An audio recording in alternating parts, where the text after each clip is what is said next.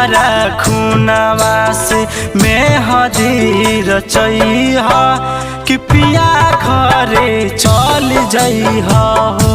हमारा कफनवे के हमारा कफनवे के चुनरी बनैहा कि ओढ़ी पिया घरे चल जइहा हो। हमारा खूनवा के मेहदी रचैहा कि पिया घरे चल जइहा हो।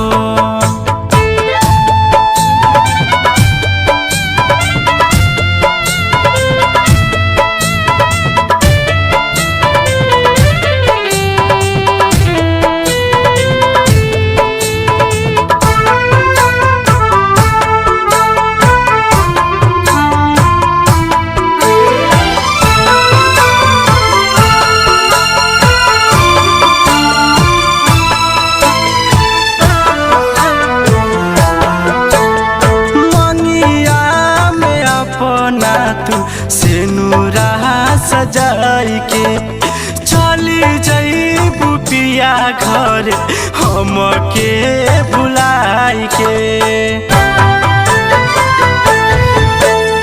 मंगिया में अपना तू सेनुरा सजाई के चली जइबू पिया घर हमके भुलाई के।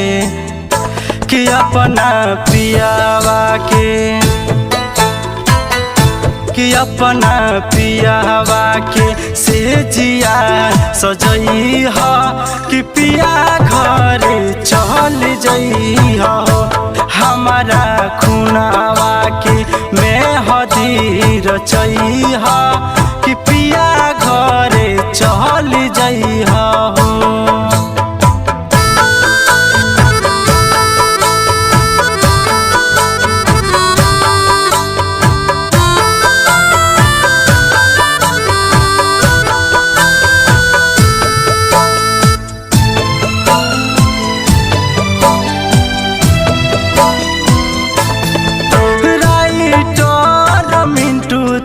के कैसे भुलई है ऋषिराज तोहरा के दुल्हन बनई है।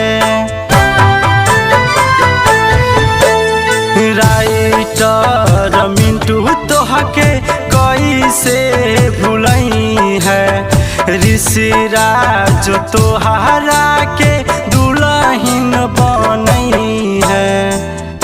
कि हमारा चिता में